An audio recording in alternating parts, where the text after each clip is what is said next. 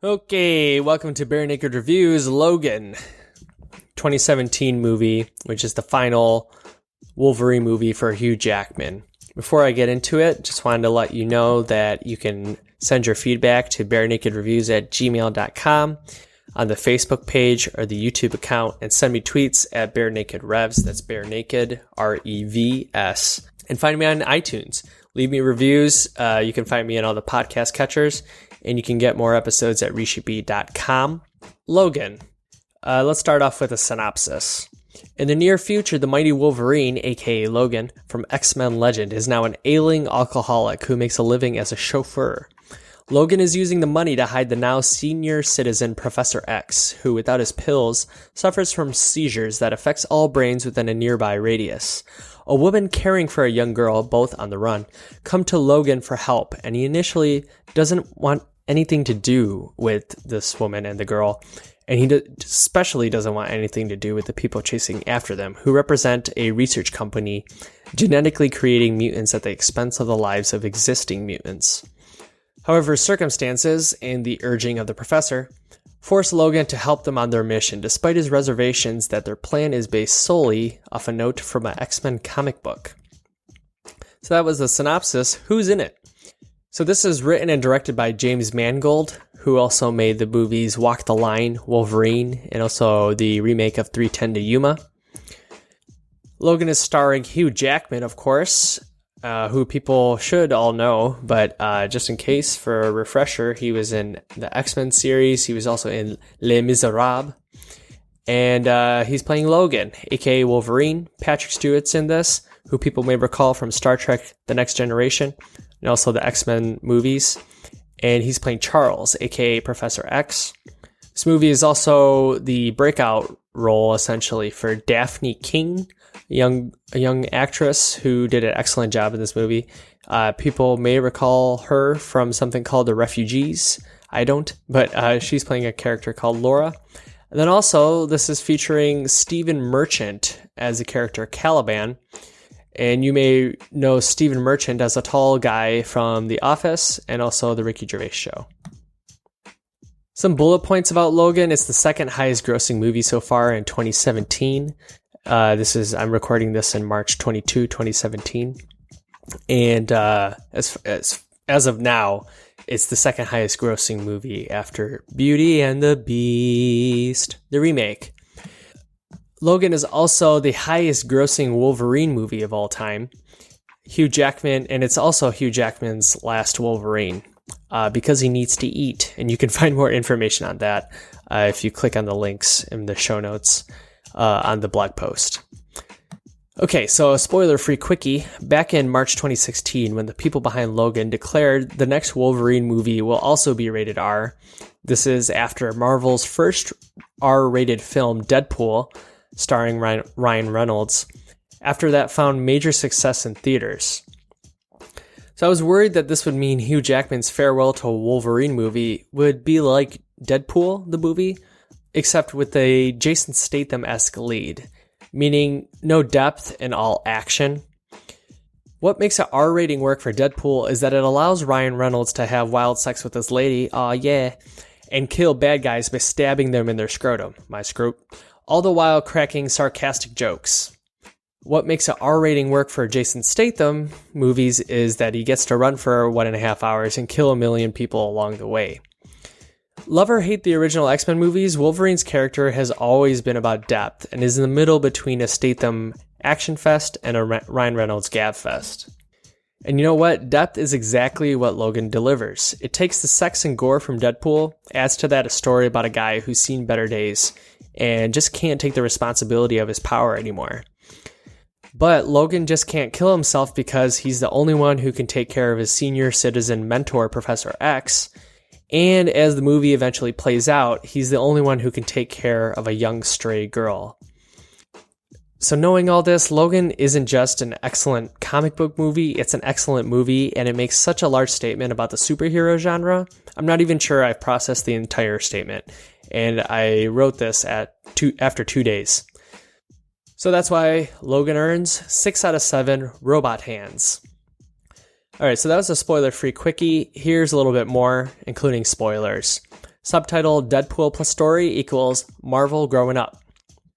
Before watching Logan, I had seen Hugh Jackman's Wolverine, real name Logan, look, well, old in the trailers and images. I wasn't aware before watching Logan that the story takes place in the near future being 2029.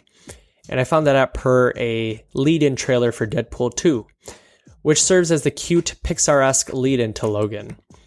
Now, this Deadpool lead-in was very appropriate because as soon after Ryan Reynolds' Deadpool, famously Marvel's first R-rated comic book movie, found major success in theaters in March 2016, the people behind Logan declared that the next Wolverine movie will also be rated R.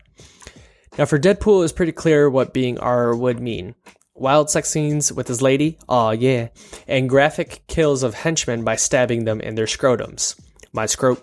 But what does a R rating mean for the Wolverine, a character who, love or hate the original X-Men movies, was always about questioning everyone's motives and demanding to know why having claws come out of his hand means he needs to be bothered by everyone else's problems. Why's he gotta be a hero? Now, as mentioned, the ads and promos all made Wolverine and Professor X, played by Patrick Stewart, look visibly old. Logan doesn't shy away from age. The movie uses it to tell a different kind of superhero story using characters that have been regularly in theaters with the same key actors portraying them for almost a decade.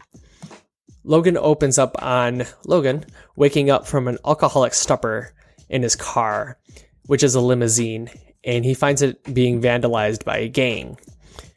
Logan tries to shoo the gang away. They don't listen. They get the claws. Shink. You then find out Wolverine goes by Logan, works as a limo chauffeur, and is using the money to care for and hide a now senior citizen Professor X, who needs the pills to subside seizures, which, due to his heightened mental abilities, can affect the brains of people for miles around. Logan, who has long pushed against the weight of the responsibility to do good that the X-Men tried to thrust on him, Logan is battling alcohol, and his restorative powers aren't quite up to par. For those of you who don't know, besides having claws come out of his hand, Logan can't be like hurt at all. He just automatically regenerates himself. Now you add to that, on top of the battling alcohol and all that, health problems, add to that Professor X wants to escape from hiding and live his life in harmony with his powers, but besides being wheelchair bound and needing help to go to the bathroom and to be put to bed, yada yada yada, Logan just wants to earn enough money so that he and the professor can live off a boat and escape mutant persecution. Wolverine and Professor X now live in a reality where the government has mostly killed off all mutants. However, they soon find out that the government has been taking DNA samples from the mutants they've been trying to kill to experiment and genetically recreate these mutants so that the new mutants can be controlled. Now, due to human rights violations in other countries, the experiments are taking place in Mexico, and many of the powers from the former mutants have now been successfully recreated in children born from young women who were killed after bearing the children. However, these children mutants couldn't be controlled, as thought, so the experiment was shut down. But one of the kids managed to escape, and this turns out to be Logan's genetic daughter, who stumbles upon Logan and Professor X, tells them her story, and then they all attempt to help her escape from the government, who knows she still exists, and is trying to find her so they can eliminate all evidence of their failed experiment. Recently, on an episode of the podcast Business Insider, Logan's director James Mangold criticized superhero movies of late, saying, quote, "They are not movies. They are bloated exercises and 2-hour trailers for another movie they are going to sell you in 2 years.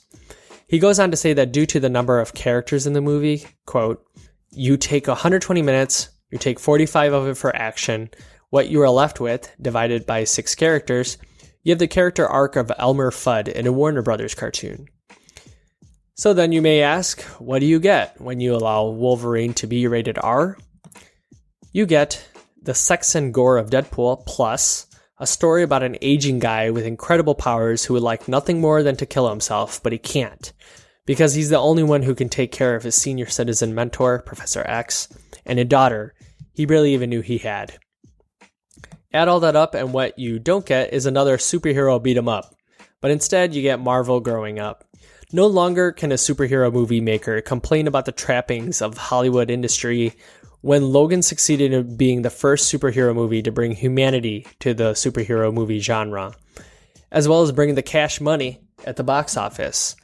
Cream, get the money. Dollar bills, y'all. My rating takes this into account, cuts 2 out of 7 off for suddenly being a comic book movie at the end, but adds another 1 out of 7 for me knowing that I can watch Logan again. And thus, Logan earns 6 out of 7 robot hands. All right, so that's it for my reviews. Hope you all enjoyed.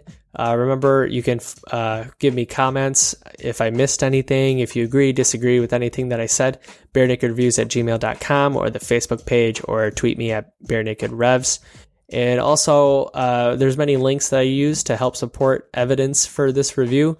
You can find all of that on the show notes at rishibi.com. All right, thanks everyone. Bye.